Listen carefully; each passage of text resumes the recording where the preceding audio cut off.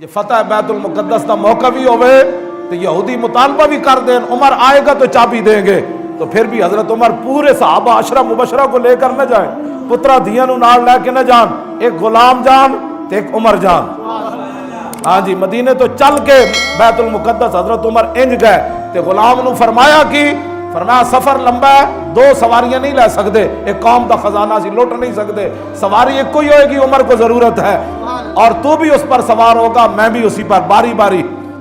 اور جب یہودی کتابیں لے کر کھڑے حضرت عمر بیت المقدس پہنچے تو یہودی مولوی کہنے لگے اگر اس وقت اللہ کی شان کہ اس وقت سوار ہونے کی باری غلام کی آ گئی،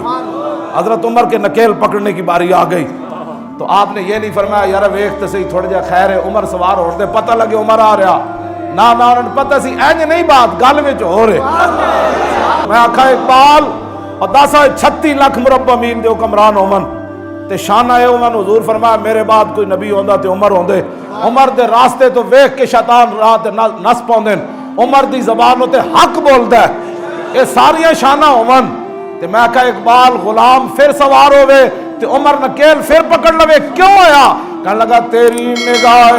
ناز سے دونوں مراد آ گئے۔ اقبال کہنا حضور جی آ گئے،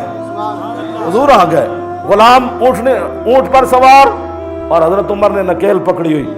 یہودی مولوی کھڑے، ان کے بڑے بڑے لوگ کھڑے، اور دیکھ کے کہنے لگے سنو بھائی جے اٹھو تے جڑا سوار ہے او عمر ہے تے چابی نہیں لبنی، جی عمر ہوے جڑا نکیل پکڑ کے آ رہا تے بیت المقدس کی چابی لب جانی، کیونکہ ساڑیاں کتاباں چ لکھیا نبی آخر الزمان دے غلام کان گے تے اس حالت جان گے، دیکھیے کس شان سے امت کا امام آتا ہے، خود تو پیدل ہے سواری پہ غلام آتا ہے۔